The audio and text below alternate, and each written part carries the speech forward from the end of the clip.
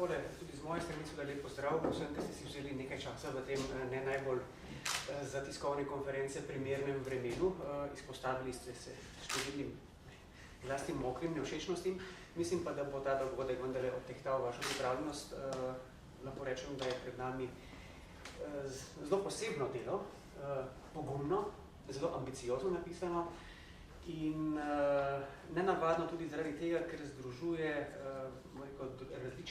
različne duhovne svetove, ki jih tudi bolj uki filozofi na prvi pogled nikakor ne bi uspeli spraviti v isti problemski kontekst. Po eni strani seveda mislim na Hegelovo filozofijo, na drugi strani pa na tiho, a tudi nenehno navzočo prisotnost Heideggera. Rok najprej bi rekel, če naj mi bo dovoljeno narediti neko avtorefleksijo številnih tiskovnih konferenc, na katerih sem sam bil, moram reči, da sem bil vedno znova razočaran nad tiskovnimi konferencami. In se bojim, da tudi ti ne boš ušel v določeni obliki razočaranja, pa ne zaradi tega, ker bi midva z kolegico Ksenijo zastavljala vprašanja, ki bi ti pokvarila dan, ali pa ti jih ne znala zastaviti takšnih, kot bi si sam želel, temveč same narave filozofskega dela. V eni uri predstaviti delo na način, da bi to zadovoljilo avtorja, ki je v to vložil najbrž leta, če ne še več dela, je nemogoče. Skratka, vedno znova sem sam opažal, tudi ti boš opazil, vprašanja, ki bi si jih želel dobiti, jih ne boš dobil. Zelo verjetno ne. Tista, ki nekatere prošimo na začetku 10 minut časa, da sam predstaviš delo in postaviš tisto, česar morda midva ne bi, ker je to v takem času skoraj nemogoče. Tisto, kar bi želel, preden prepustim besedo tebi, izpostaviti je nek splošni značaj tvojega dela. Rekel bi, da gre za poskus aplikacije Hegelove metode, njegovega pojmovnega aparata, njegovih figur na razvoj pojma prava in države v postheglovskem času, z vsemi problemi institucij, z vprašanji vloge naravne subjektivitete, politične, pravne subjektivitete v tem prostoru. Vse to prepustiš celoten razvoj, celotno dialektiko, ki kot rečeno povzema metodo Hegelove fenomenologije duha, prepustiš glavnemu igralcu, glavnemu akterju, to je naravni zavesti. Neka zelo elegantna figura, ki jo pustiš, da trpi na mesto tebe, ti na koncu samo pobiraš sadeže dela naravne zavesti, tragične zavesti. Glavne reference, morda za vas, ki še niste imeli dela v roki, glavne reference, na katere se Rok Svetlič v svojem delu navezuje, z njimi vstopa v številne polemike, hkrati jim pritrjuje, ne tako redko pa tudi polemizira in zavrača njihova stališča, so same velike figure od Hegla, seveda že omenjenega Heideggera, deloma na drugi strani, potem pa Marx, vprašanje marksizma, polemika z reaktualizacijo marksizma, ponovnim navdušenjem določenih krogih. Potem je tukaj vsem nam dobro znani Slavoj Žižek, ki je zelo izpostavljena referenca tvojega dela, Badiou, Foucault, Agamben, deloma Kant in morda še nekateri drugi avtorji. Skratka, delo, ki je, rekel bi še enkrat, zelo pogumno napisano delo, zelo ambiciozno delo. Od vseh tvojih del, ki si doslej napisal, mislim, da je v njem največ garanja vloženega in tudi neke ambicioznosti, ki sicer ni tako pogosta pri naših filozofskih delih, ki tukaj izhajajo. Kaj naj bi vse to bilo? Upam, da bo več znanega po tem pogovoru ali pa že med samim pogovorom. Prosim pa te zdaj po teh uvodnih besedah, Rok, da nakratko predstaviš osnovne elemente, osnovne vsebine, na kateri bi se potem morda tudi v pogovoru naprej. Hvala lepa. Osnovi tega voda, lahko rečem, da imam še večjo tremo, kot sem jo imel. Tako da bom poskušal še posebej precizno izpostaviti, ker vam želim povedati. Pred sabo imam 3 liste, na katerih imam skico te knjige, ki je vendar obsežna. Vem, da je to, so že vsi soočili s to težavo, da boš nekaj na kratko povedati, kar si pisal dlje časa. Mogoče bi začel samo referenco na naslov, prenašati bit sveta, zajne tragen, gre za sintagmo, ki je vzeta iz Hegelove fenomenologije duha, natančne iz poglavja lepa duša, in gre za skoščen odpis patofiziologije današnjega časa, metafora. Se pravi, to je tisti osnovni defekt, ki nas napotuje, da svet razumemo na način, kakršen pač razumemo.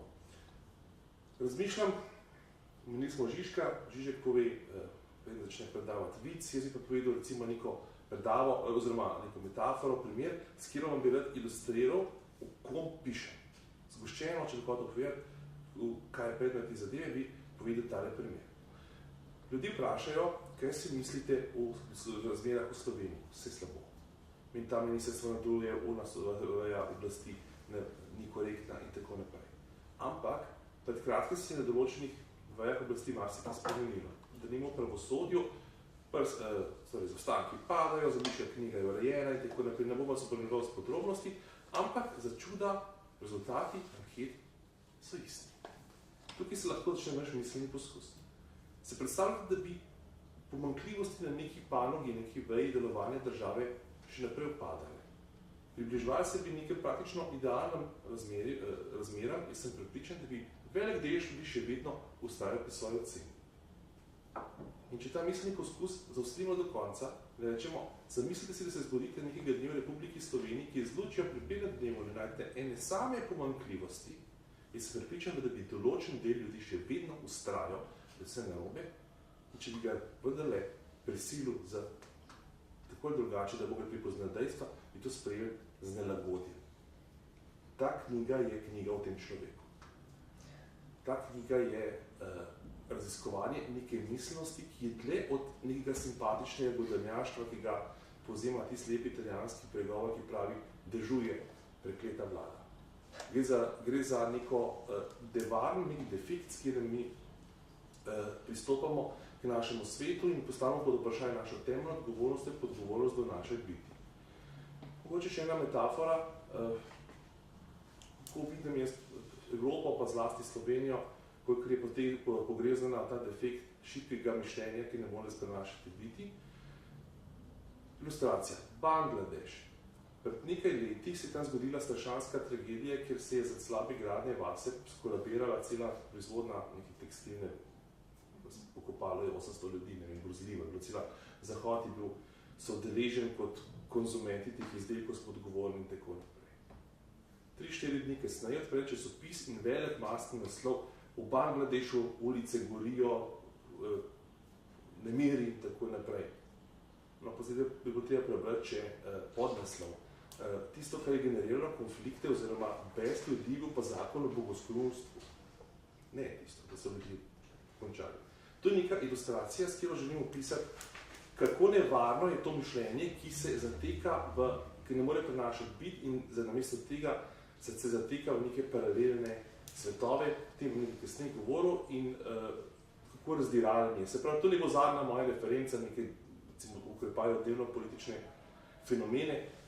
Knjiga poskuša biti dosledno ontološka, ne vidim jo kako nekaj, kar bi neposredno s prstom pokazalo na eno ali drugo politični fenomen. In takole, deli se v 3 razdelke.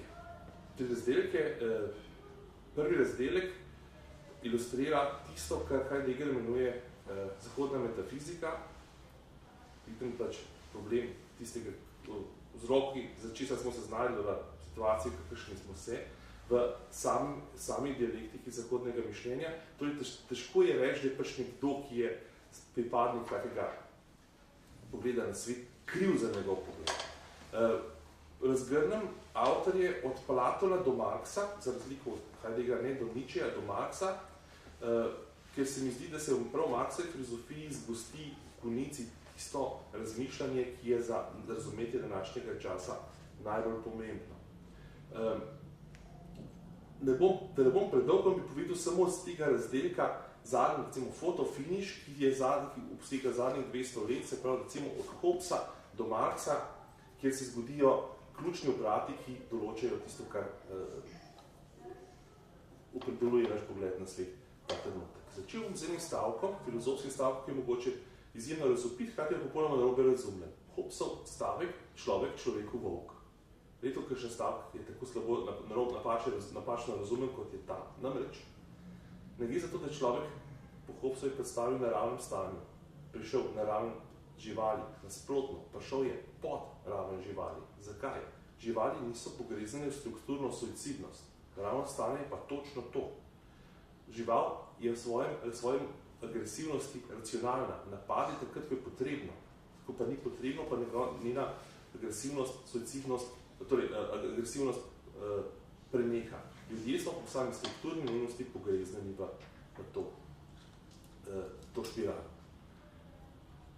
Hobbesova filozofija je kraj, kjer se razgali ontološka struktura krščanske podobe sveta.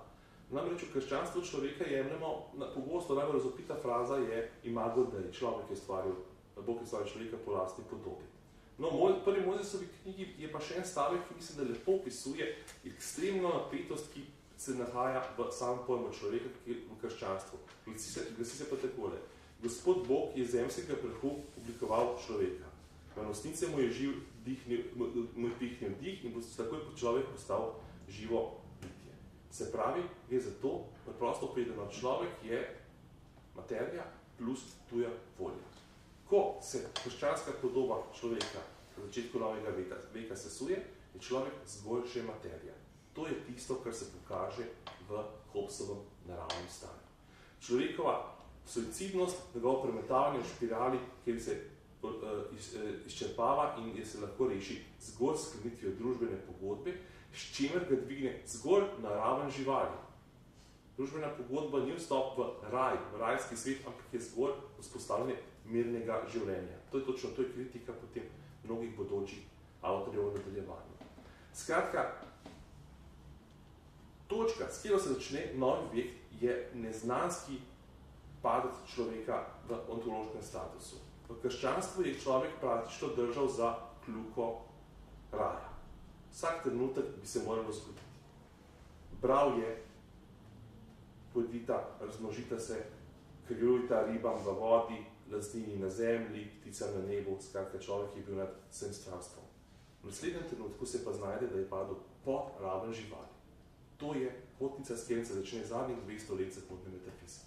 Ekstrem na eni strani, kjer je bil tik pred absolutno spravo bivanja in smisla, na drugi strani pred Hobbesov ekstrem, v katerem se znajde praktično na ravni materije. Ta napetost požene zadnjih 200 let naprej, v katerim človek se počasi vrača tja, kjer je bil, in da povemo z metaforo, kaj bo človek naredil v zadnjih 200 letih, in sam si bo izbojeval tisto, kar si je nadejal v krščanstvu. Se pravi, sam si bo poskušal izbojevati situacijo, kjer bo sopadlo bivanje in smisel, svoboda in nujnost, jaz in mi, pravica in dolžnost. In ta konica tega projekta je Marxova filozofija. Marxova filozofija, zdaj imamo drugi razdelek, je pa točka, je pa v bistvu izhodišče moje temeljne kritike, ki jo polagam v vrstice te knjige, za katere smo danes tukaj. In sicer, na kratko povedano, kaj je problem Marxa? V Hegelovem žargonu problem prve negacije. Neke stvari se ne morate znebiti zgolj na ta način, da jo negirate, ker se vam lepi nazaj na prste. Edini način je, da človekovo končno stran, defektno stran, kultivirate. O tem več v nadaljevanju. Skratka, kot je profesor Ošla že povedal, ta drugi del je ključni del za argument moje knjige, ki je pisan kot dialektična metoda sugerira, v triadi, se pravi na poziciji teze je revolucionarna zavest, marksizem, grobo, vulgarno povedano, na poziciji sinteze je nesrečna zavest, metafora je zopet iz fenologije duha, gre za marksizem po letu 1989. Po letu 1989 je marksizem drugačen. Ne gre za to, da se ji poskušali izpeljati, izvršiti neke načaje bivanja in smisla, ampak zgolj kako obdržati, kako obhajati idejo absolutne sprave. To je najbolj razopito v frazi komunistična hipoteza. Je zato, da sama ideja ostane pri življenju. Se pravi, med revolucionarno zavestjo in nesrečno zavestjo se pa nahaja na ravni antiteze žrtev. Bistvena razlika med marksizmom, klasično revolucionarno zavestjo in marksizmom po padcu Berlinskega zidu je v tem, da je prvi pisan v imenu advokature proletarca, otroka luči, ki ne bi podnesel nov red. Današnji marksizem je pa v imenu krvnika, v imenu nas, ki se opravičujemo nekomu, ki trpi naše krivice. Je pišem iz pozicije kolaboranta Zahoda, ki je za drobtinico, ki pade od ust kapitalistični zveri, izdal 100% zagotovljeno možnost odrešitve. In to je ta napetost, napetost in hkrati pozicija, s katero je pisana ta tretja faza marksizma, in to je pozicija, ki jo, če ilustriram Badjuja, ogabno samo zadovoljnega zahodnjaka. Mi moramo obhajati našo lastno krivdo, to ustvarja figure, v katerih se ta ideja absolutne sprave še vedno pojavlja in deluje plauzibilna. Skratka, ne gre za, kljub temu, da je ta žrtev, ta homo sacer, okrog katere se vse čas giblje ta tretja faza marksizma po Berlinskem zidu, pisana v retoriki, ki spominja na moralo, ne gre za moralo. Prebral bom en stavek Aleksandra Koževa, ki sjajno ilustrira točno to pozicijo, ki je značila za svet po padcu Berlinskega zidu, in se pravi takole. Ne gre za moralo, ampak gre za notranjo disciplino, ki varuje človeka samo prezira, ki bi bil nujen, če bi se ta človek zadovoljil z življenjem v svojem svetu, ne da se bi skliceval na bodoči svet, ki je nepomirljivo nasproten svetu sedanjega trenutka, kakršenkoli ta svet že je. To je bistveno, še enkrat. Ne gre za moralo, ampak za prakso, s katero saniramo svojo partikularnost. To je sekularna dediščina krščanskega izvirnega greha. Krivi smo. Svojo partikularnost moramo nekaj narediti in to lahko naredimo tako, da jo investiramo v neke širše scheme. Teh partikularnosti preprosto ne moramo sprejeti, ker nas bi to vodilo v samo prezir. Se pravi, vse je možno samo ne sprejeti svet, kakršen je. Ta svet, to je dogmatično izključeno. Kakršen koli ta svet je treba odkloniti. Skratka, to je bistvo neprenašanja biti. Kakšne koli so že ankete, v vsakem primeru smo naprej dogmatsko odločeni, da bomo zagovarjali geocentrizem. Noben dokaz ne prime, ustvarjamo v svojem paralelnem svetu. Skratka, to je morala, ki ni morala. To je skrb, ki ni skrb. To je ukvarjanje z nekimi ljudmi, ki jih v resnici razčlovečimo. Nekako se razčloveči, samo s tem z njim ravnamo diskriminatorno, segregatorno, kakoli. Tudi z neko a priorno paternalistično dobroto tega človeka razčlovečimo. Na nek način ta knjiga je pisana pred eskalacijo begunske krize, ne vem, mogoče je ta primer zdaj najbolj razumljiv, s to bi se najga referiral. Dogodek, ki se je odvil na Silvestrovo v Kölnu, mislim, da je lepa ilustracija tega, kako se nekoga razčloveči, ne na način, da bi ga izpostavil segregatorni politike, ampak na osnovi tega, da ga potegnemo iz scheme njegove obče človeškosti, kjer bi lahko se sam opredelil med dobrim in zlim. Nekim ljudem je bila naprej pripisana vloga šibkega, slabotnega, ki je lahko zgolj na poziciji žrtve. Skratka, to je ta drugi del, v katerem se odvije ta prehod od revolucionarne do nesrečne zavesti, ki na tak ali drugačen način poskuša ohranjati idejo absolutne sprave, kar pa seveda te figure naravne zavesti izkazujejo kot pomanjkljivo in same padajo v čez neka protislovja, kar žene samo dialektiko naprej.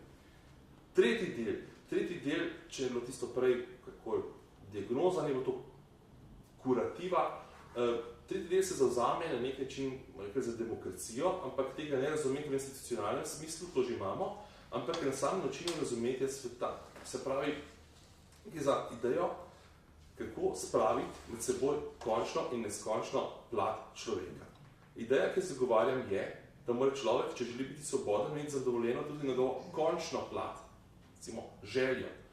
To je tista sestavina človeka, ki je zapolnjena v prislovično kritiziranem potrošništvu. Človek mora biti tudi potrošnik, če želi biti svoboden. Hkrati pa ta stvar, tam njegov vidik ne sme prerasti meja, mora biti zgolj moment celote, ki se pretaka v njegovo izkušnjo neskončnosti. Ne bo to religiozna izkušnja, ne bo izkušnja človekova dostojanstva, to je pa druga plat tega njegovega bivanja. In v tretjem delu se lotem interpretacije Hegelove filozofije pravice, kjer se mi zdi, da se sjajno pretakata ta dva končna in neskončna plat človeka, zlasti glede končnosti je odlični njegov del občanska družba, se prevede zdaj civilna družba, kot se je prevedel, in njegov prehod v religijo in nazaj. Skratka, to ne berem, to je pa ta del, ki ga ne berem in interpretiram skozi Hegelov metodo, ampak tukaj še največ Heideggera, v smislu tega, da to filozofijo prava poskušam interpretirati skozi metaforo Heideggerovega četvorja, torej neke igre med končno in neskončno plotjo človeka, med smrtniki in bogovi, in človekovo mesto je ravno v tem, da ostaja v tej umestni igri. Jaz mislim, da je prav, da se na tej točki ustavim, materije je ogromno, upam, da sem uspel vsaj neko temeljno ilustracijo potegniti, za kaj gre. Mislim pa, da se bo največ izkazalo v strogih vprašanj moderatorjev, ki zdaj sratoma pričakujem. Mogoče bi nakratko še jaz povedala nekaj malega vtisov o tej knjigi. Jaz sama sem sociologinja, ne filozofinja. In moram reči, da je pravzaprav bila knjiga za mene izziv, tako kot je že kolega Borut omenil, je knjiga zelo ambiciozna, zelo pogumna. Za mene je bil največji izziv, najbolj interesanten osrednji drugi del, kjer se spopada avtor z marksizmom in oživljanjem Marksa po 1989 in moje vprašanja bodo v glavnem vezane na ta del. Prvi in tretji del se ne čutim kompetentno, da bi te izvala. Se mi pa zdi, da je pravzaprav to knjiga, ki kliče po audio izdaji. Jaz bi izredno z velikim veseljem to knjigo poslušala v avtomobilu ali pa zvečer ali pa zjutraj. Zakaj? Zato, ker je slogovno tako dodelana, tako ilustrativna, da pravzaprav težki koncepti, težke razlage dobivajo sprotne interpretacije in pravzaprav je zares, sploh bi rekla za nas, ki nismo filozofi, to pravzaprav dostopno branje. Lahko pa, da sem pod napačnim vtisom in da je pravzaprav bolj komplicirano, kot sem si ga jaz sama razložila. To je moj splošen vtis, skratka, zagotovo knjigo priporočam v branje in razmislek. Drugi vtis, ki je vezan na leto izdaje. Leto je, če se prav spomnim najinih pogovorov, malo zakasnjeno. Knjiga bi morala iziti prej. Ko sem jo pa brala, se mi je pa zdelo, da je šla pravi čas in na nek način, če pomislim, da je avtor vseh teh sodobnih dogodkih razmišljal veliko prej, pravzaprav v mnogočem vizionarska, ker se jo danes beremo že potem, ko smo prešli begunsko krizo, se soočili z končnimi učinki finančne krize in se mi zdi, da na nek način v enem takem zanimivem časovnem okviru nastajala in pač stopila pred bralca v res pravem času. Zdaj, kar se meni zdi pač v drugem delu zelo izzivalno, oziroma nekaj, kar pravzaprav bo vodilo do mojih vprašanj. Šla bom kar po avtorjevi poti, omenil si na začetku, če bi Slovence danes vprašali, povprečnega, navadnega Slovenca vprašal o njegovi ali njeni oceni stanja v današnjem času, v današnji družbi bi pričakovali praviloma negativno mnenje. Enako velja za celotno Evropsko unijo, tudi na ravni Evropske unije. Jaz sem bila v Rimu ravno ob času obletnice, obeleževanja 60-letnice Rimske pogodbe in so nam predstavniki Evropske komisije ravno tako delno užaloščeni povedali, da je pravzaprav sentiment vse evropski, da če vprašamo Evropejce in Evropejke danes, kaj si mislijo o Evropski uniji, so večinoma odgovori negativni.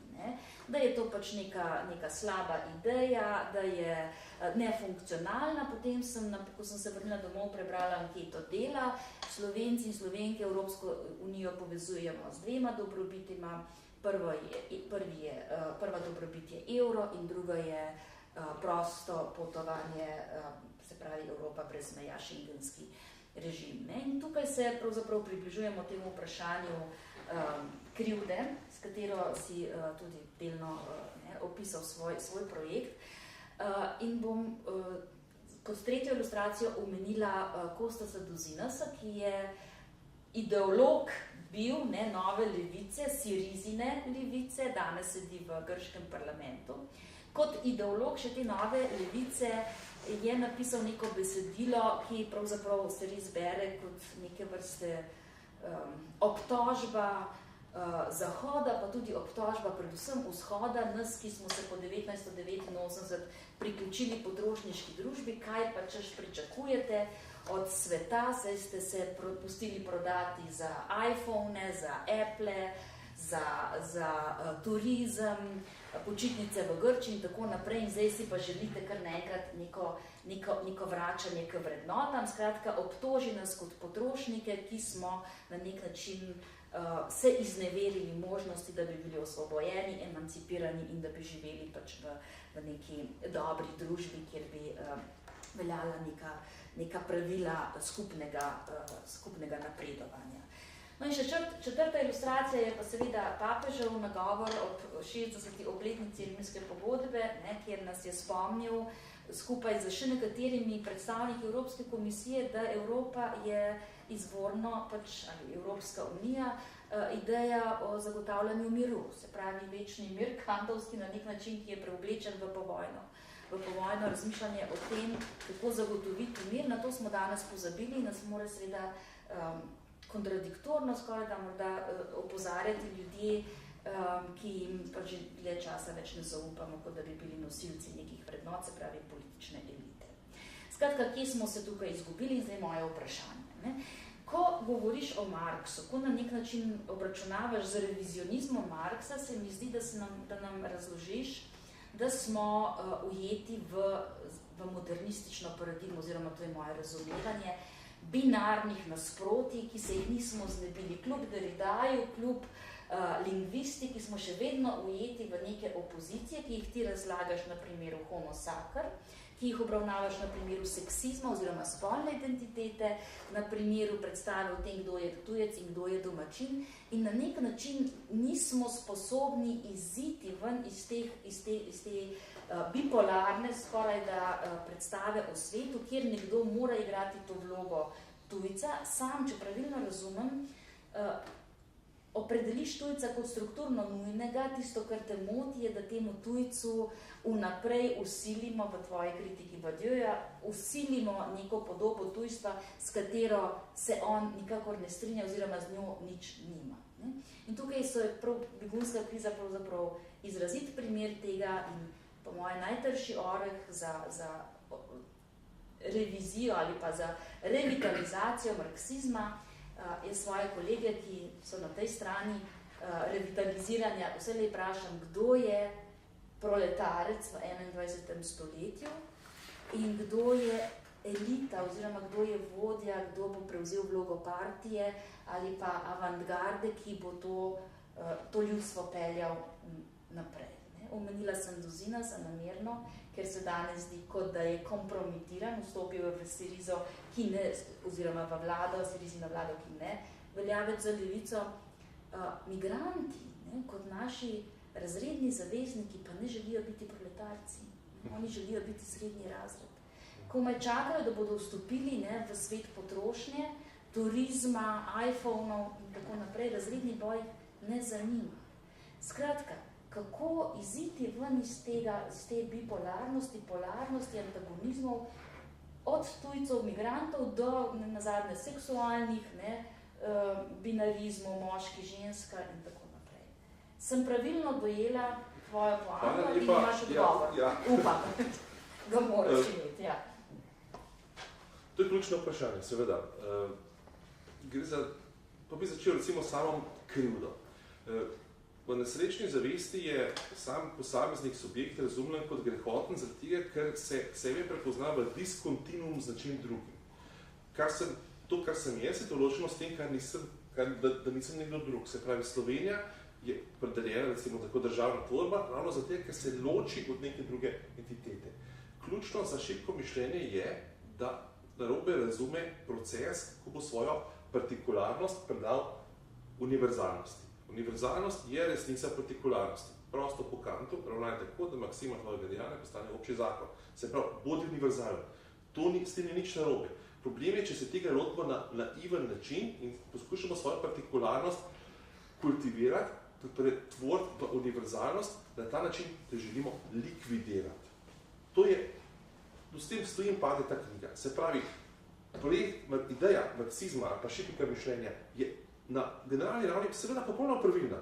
Posameznik se more tiko svojega življenja, če se ne umika, pa to velja za grško etiko in pa na vse zadnje za postmoderno etiko, podati na neko pot, kjer iz sebe nekaj naredi.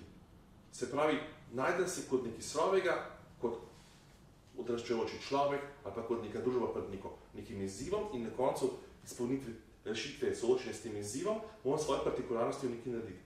Sam sta dve različni poti.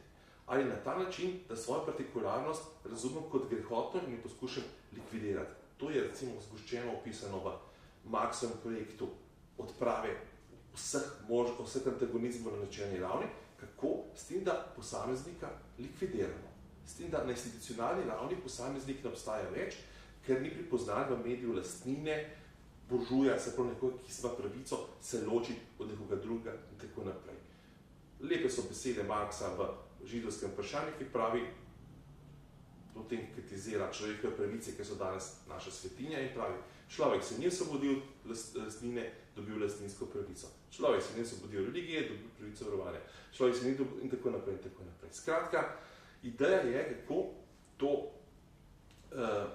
ta prehod iz svoje partikularnosti v družbo ostalih subjektov izpelje. In zato je ključen tisto, kar zagovarjam v tretjem delu tega spisa, mišljenje, ki je zmožno prenašati bit. Se pravi, za moje pojme, primer, omenjamo vprašanje razlike med spolom. Seveda je narobe, da je vzpostavljena asimetrija v bistvu v principu, recimo, patriarhata in tako naprej. Samo tega se ne bomo rešili na ta način, da bomo razglasili, da spolov ni, ampak da jih bomo utopili v višjem mediju, ki bomo rekli, da spoli so nepotrebni. Naroda, ki lahko seveda eskalira v nacionalizem, se ne bomo zdobili na ta način, da bomo rekli, narodov ni, ampak na ta način, da bomo rekli, narodi so nepomembni, so v nekem višjem mediju. Ti si še vedno lahko pripadnik neke skupnosti, ampak to je zgolj moment v celoti, v neki dialektiki, ki ne preide v ekstrem, v eskalacijo. In naj zaključim govor na to vprašanje z Karlom Schmittom, verjetno avtor 20-30 leta 20. stoletja, ki lepo piše o vnaprejšnjem neuspehu vulgarnega liberalizma, ki želi na silo upeljati univerzalno paradigmo tam, kjer po naravi stvari razlike so. In on pravi, seveda lahko liberalizem na silo upeljete, se bo s tem razlike ne boste odpravili, ampak se bodo preselili nekam drugam. Primer, onda nekaj čin sluti tisto, kar se bo zgodilo v Ameriki, seveda lahko vi odpravite segregacijo, ampak bodo se ta razlika preselila na ekonomsko področje. In ta razlika bo ostajala in bo še veliko bolj nevladljiva, še veliko bolj vulgarna, kot je bila. Vi lahko rečete, s tem vključujem recimo tudi drugi razdelek, no border. Odpravimo in spustimo tok migracij, ki ne moramo nasloniti na življenje neke države, na neko strukturo sveta, kakršen mi živimo. Kaj je rezultat tega? Geto. Geto je neposredni izkaz po Hegelovi dialektiki, ki vam pokaže, ki vam da klofuto, ne gre. Če vi, namesto da bi na meji civilizirano, umikano skozi kulturo pravne države, regulira prehod ljudi, se pravi ustvarjanje razliki med državo in državljanom in tujcem, se bo to zgodilo znotraj države na veliko bolj grozljiv način, kot sicer. Se pravi, to kozmopolitsko sanjarjenje, ki izhaja iz tega, da bi lahko univerzalno se postavil na prvo žogo, se izkaže kot neuspešno na tragičen način. Skratka, upam, da sem odgovoril generalno na to vprašanje. Prihajam k naslednjemu vprašanju. Ja, se vsaj z mojega zornega kota v prebiranju tega dela kaže za eno izmed temeljnih vprašanj. Sam odgovora nisem našel v samem delu tudi, morda ga lahko zdaj ponudiš približno. Zdaj, torej naslov dela je enigmatičen, kljub temu, da ga povzemaš iz Hegelove fenomenologije duha.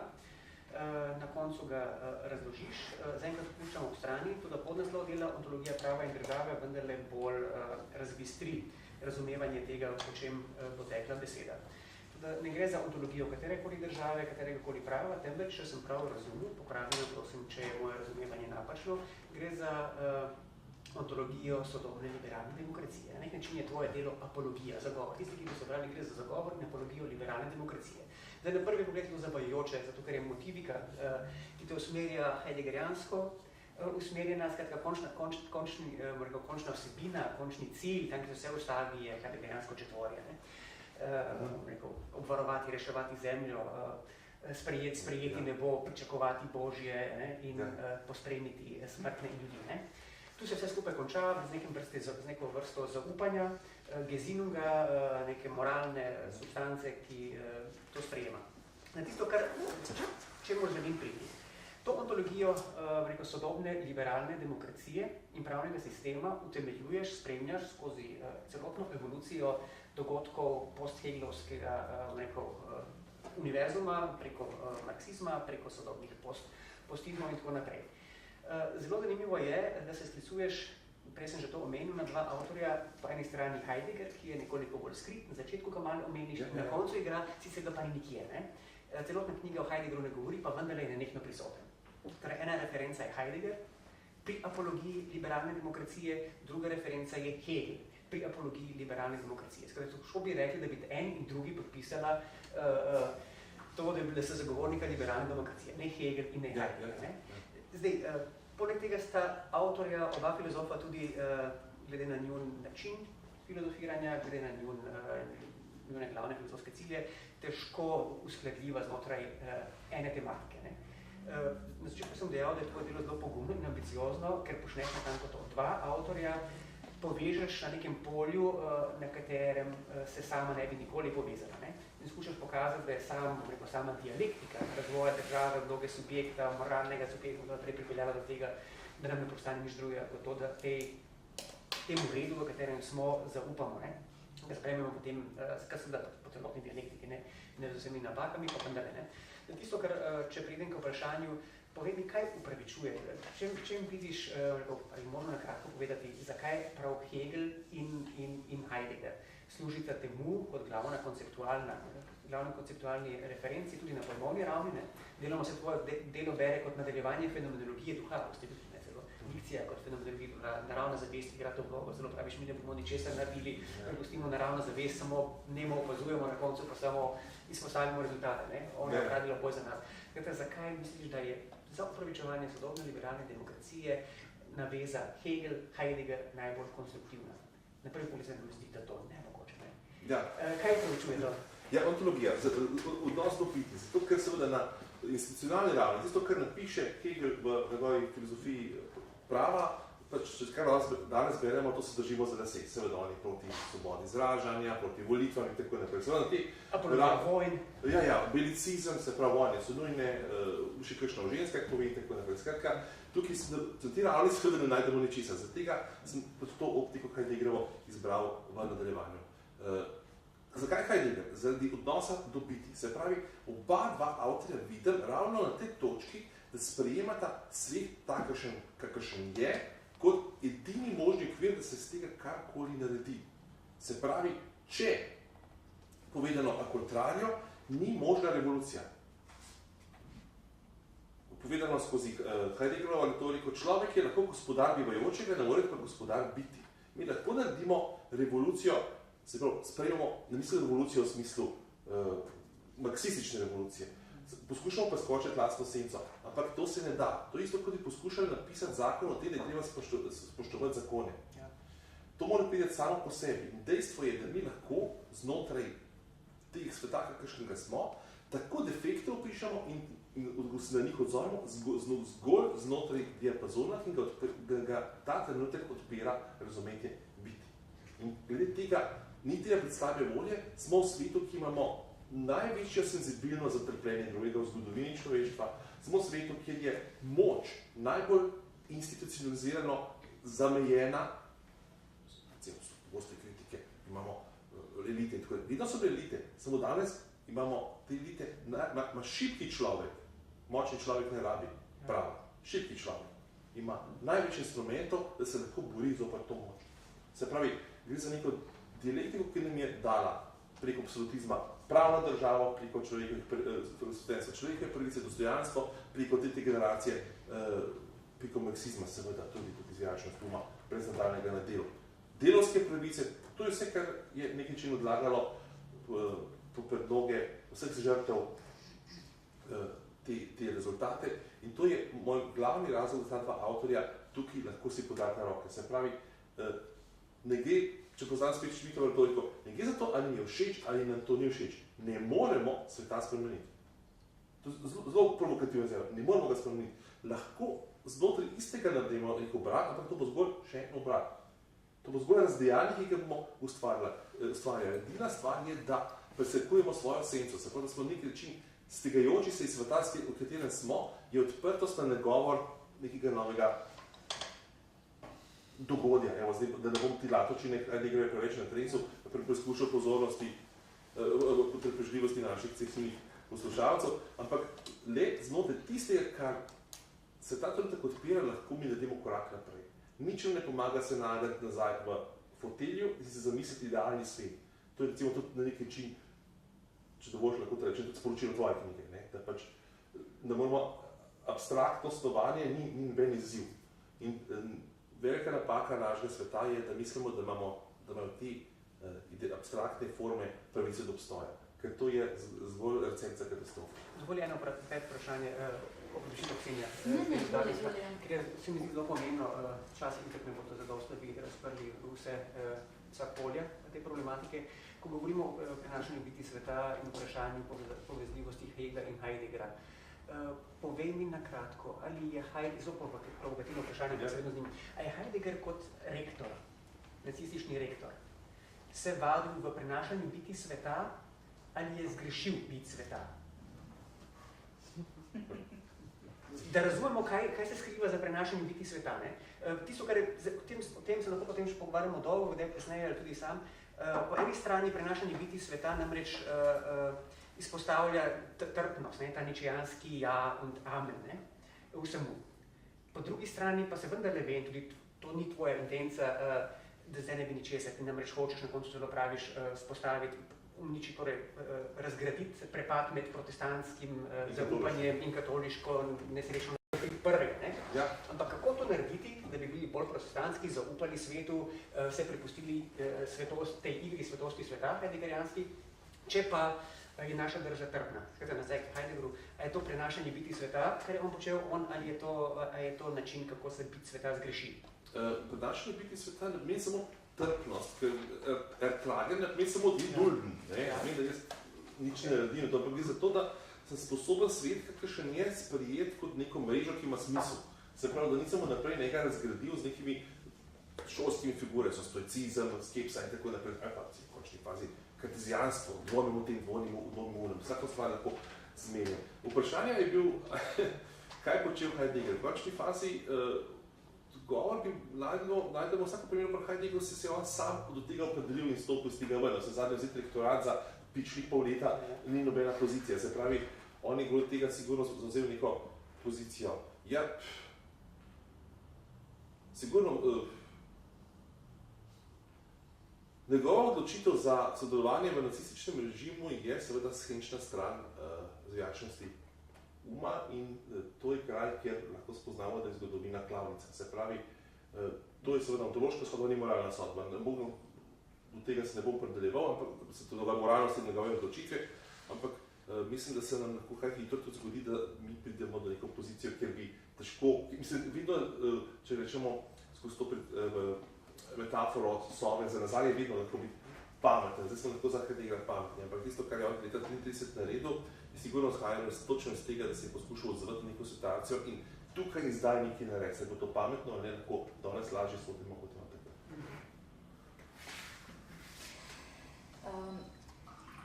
Omenil si Hobbesa in družbeno pogodbo. Te listki, ki jih imam jaz v knjigi, so citati, ki jih uporabljam, ko razmišljam v nekem prispevku, ko razmišljam o usodi družbene pogodbe v našem stoletju. Zakaj je tvoje delo ambiciozno, pogumno in deloma mestoma šokantno? Spet ena dediščina modernosti, ki se mi zdi, da nas je pripeljala na rob, mogoče zgodovinski rob, ki ga bo treba še enkrat premisliti, politična korektnost. V tvojem besedilu sekajo določeni stavki, ko se kot bralka kar primam za mizo, wow, in potem pač briljantno stvari izpelješ v smislu, da moramo dejansko premisliti neke osnove avtomatičnih reakcij. Naprimer, izredno se mi zdi zanimiva tvoja analiza Judith Butler. In njene teorije spola kot performansa, in performativa, ki ga seveda izpelje izključno v povezavi z ženskim spolom in poveš, v trenutku, ko bi isto metodo uporabili za moški spol, bi se nam komplet struktura kritike seksizma in heteronormativnosti sesula. In to je bogokletno. To pač Judith Butler tega ne očitamo, ker je na nek način danes to kanon, v tem smislu, da smo sprejeli dejstvo, da imamo družbeni spol, imamo biološki spol in sta ta dva izključujoča, oziroma, če želimo biti politično korektni, moramo priznati samo slednjega. Vprašanje zame naivno je že pri kvotah. Kaj upoštevamo pri kvotah? Biološki spol ali družbeni spol? Kdo sedi v parlamentu, kdo naj se udejstvuje v politiki? Se pravi, cel kup nekih dejansko konceptualnih ugank smo pustili neodgovorjenih oziroma jih sprejeli, kot da so razrešene. In to, po mojem, je en del tudi razloga za porast radikalizmov, ekstremizmov, ker je v bistvu kritična razprava pustila določene teme nedotaknjene, skoraj da svete in potem seveda odprla prostor za naslavljanje dilem pač tistim, ki so manj voljni za neko diskusijo v nekem demokratičnem, pluralnem, tolerantnem in tako naprej smislu. Moje vprašanje, ker vidim, da se približujemo koncu, kot je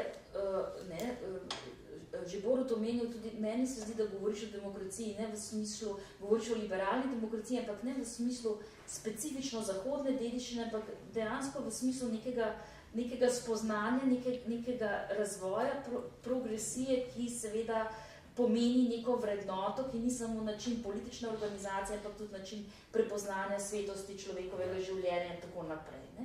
Moje vprašanje je res je, da v trenutku, ko rečemo demokracija, sploh za neomarksiste in državljanstvo, so to meščanski konstrukti, ki so vezani na eurocentrizem, ki so vezani na kolonializem in tako naprej. Kako osvoboditi pojem demokracije zahodne dediščine? Se pravi, kako reči, da je to lahko svetovni etos, svetovni red, ki ne izhaja iz nekih etnocentričnih, zahodocentričnih perspektiv. Kako? To je zelo težka naloga in mislim, da praksa izkazuje, da se to v tej fazi ne da na ta način, kot mi pričakujemo. In sicer spet se vračam na isto retoriko, s katero se te odgovarja v prejšnjem vprašanju, razlike treba pripoznati. Razlike niso v osnovi napačne, treba z razlikami pravilno delati.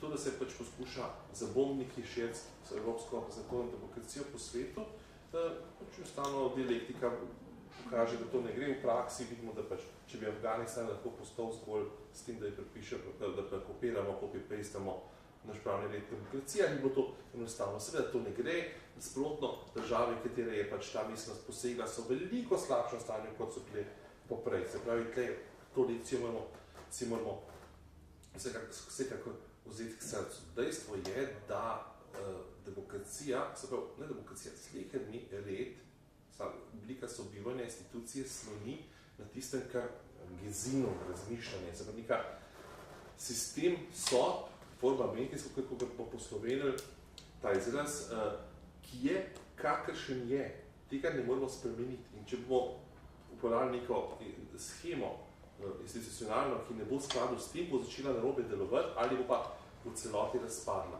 Moja teza je, da je demokracija, tako kot jo mi razumemo, možna samo tukaj vas opozarja, da bo se v popolnoma sekularnem smislu v krščanskih okoljih. Ne mislim nekaj konfesionalnega okolja, ampak za fazo duha, ki je šla skozi lik absolutne sprave, ki jo teleša v religioznem jeziku Jezus Kristus. Se pravi, ideja, da absolut pride do človeka, se pravi, bo na kratko povedal, ideja, da človeka ni brez absoluta, absolutno ni brez človeka. To je bistvo Jezusa Kristusa, ne je velika noč. Zato to je tisto, kar je naredilo možno, da mi tukaj vzamemo človekove pravice in deluje na tak in drugačen način. Jaz mislim, da je mogoče provokativno, ampak vseeno lahko rečemo, kje pa deluje demokracija, saj približno, kjer nimate tega backgrounda, pa bomo zdaj rekli, recimo Izrael izjema, pa bo spet nekdo naštel težave, ki imamo za zidom v Gazi, pa mogoče je Poljska, ampak je, ne vem, mogoče premalo tega. Še celo bom rekel, da je treba slediti pač Hegelovi filozofiji zgodovine, deluje tam, kjer so glavno protestantske države. Tam zadeva najbolj deluje. Če se spustite recimo že v nekole, ko so naša, ali pa Italija, imate že neko diferenco, ki jo opisujemo ravno s pomerilih razvitih demokracij, ki pa so protestantske. To ni zdaj kulturna sodba, to je samo za opazovanje te dialektike duha. In skratka, sem nasprotnik tega, da se demokracija širi po svetu drugače kot z neko spontano ozmozo. Dejstvo je, Fukuyama napiše zelo v ameriško vulgarno, dejstvo je, da si kopirajo za liberalno demokracijo in človekove pravice, ampak to mora iti skozi neko premlevanje institucij in še na končni fazi tudi Slovenija. Sami vidno, kakšne težave imamo, pa smo delili velik del naše zgodovine za Zahodno Evropo pri prenašanju določenih institutov, ki smo jih po letu 1991 pripeljali noter. Recimo, moj kolega pogovoril o pravnih in transplantantih, tam v nek institut, ki v Nemčiji krasno deluje, pri nas fiasko in ga ukinje. Do včeraj, praktično do leta 1991, je imela Jugoslavija zaposlen sistem neke tajne policije, ki posegala v zasebnost posameznikov, potem dobimo neko pravico do nedotakljivosti zasebne sfere in naredimo z tega tako blazno, nikjer na svetu nimamo mi tako zaščitenih osebnih podatkov, kot pa Republika Slovenija. In tukaj na nek način vidimo, da ne moramo preskakovati svoje lastne esence. Ampak mogoče samo še pod vprašanje tu naloga za dialog med politično filozofijo in ontologijo, ker si omenil Nemčijo, ko Jürgen Habermas predlaga model političnega vladanja za Evropo v konstitutivnem patriotizmu, se takoj najdejo kritiki in pravijo, vsiljuje nam nemški model. Skratka, kako odlepiti te kulturne in zgodovinske prtljage od filozofskih komponent ali pa vrednot ali vrednosti celo, to bo težka naloga, se strinjaš? Sigurno, to je pač izziv Evropske unije ravno v tem, da ni pretesna. Se pravi, da vemo, kje so naše lastne meje in mislim, da je prav, sem en članek pisal na temo družbene pogodbe, mislim, da je družbena pogodba idealni okvir, znotraj katerega lahko mi razumemo Evropsko unijo. Zakaj? Zato, ker družbena pogodba je pogodba, se pravi, kar nekdo dobi, recimo pač Evropska unija, dobi zgolj od njenih članic. To je logov argument. V dveh razpravah ima ta argument.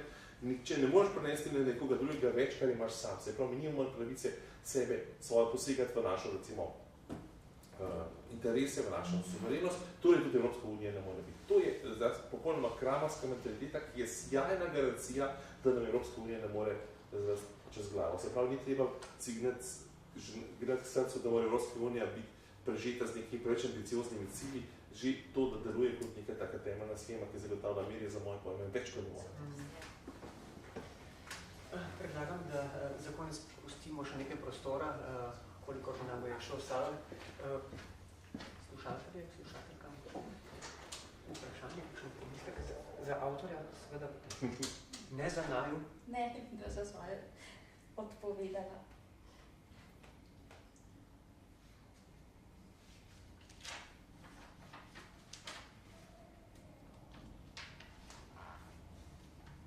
Če ni nobenih vprašanj, bi dejal samo še to, se mi zdi, da je vredno poudariti tudi kot morda dodatna motivacija, da se splača delo vzeti v roke. Popravil me, če sem te narobe razumel. Pravzaprav gre za, ker sem prej dejal, apologijo liberalne demokracije, vendar ne te, ki imamo zdaj, temveč tiste, do katere še moramo priti, to je tista, ki bo temeljila na naravni substanci. Celotno delo pravzaprav je iskanje naravne substance, preko številnih dialektičnih obratov, in na koncu se potem z Heideggerom, s protestantizmom, vprašanjem zaupanja in Gesinunga ta stvar zastavi kot temelj možnosti preživetja liberalne demokracije. To tisto, česar nimamo, do česar moramo priti in tako naprej. Lahko rečemo liberalna demokracija za naravno substanco. Ja, ali pa postanimo tisto, kar smo. Se pravi, nek način liberalna demokracija nikoli ne more biti nič drugega. Problem je samo, da tisto, kar je, lahko deluje na napačen način, da si mišljamo, da smo nekaj drugega, se pravi, da imamo pred sabo tabula rasa. Se pravi, evo, pa naj še jaz končam s to mislijo, ideja cele knjige je tabula rasa na obstanju. Mogoče na ontološki ravni izrečena hermeneutična predpostavka, ne si umisliti, da smo lahko karkoli smo. Zato, ker bo to recept za to, da bomo še slabše, prišli še na slabšo situacijo, kot tisto, kar smo že. Hvala, Rok. Zanimivo branje. V vsakem primeru bo branje zanimivo, ker je ne samo zaradi širokega konceptualnega aparata, temveč številnih analiz posameznih zelo vplivnih avtorjev, ki smo prej namenili Badiouja, Žižka, Agambena, branja Hegla, Heideggera in tako naprej. Vse skupaj umešano, umeščeno v zelo konkretna in partikularna vprašanja, rečem, beguncev, tujih delavcev, vprašanje multikulturalizma in tako naprej, spolne razlike in tako naprej. Ni praktično ni teme noter, ki je ne bi skušal Rok obdelati na neki načelni ravni, hkrati polemizirati z številnimi vodilnimi vplivnimi teoretiki, zlasti filozofi, sociologi in se z njimi spuščati v takšne drugačne debate. Po moje tudi zelo, zelo prepričljive.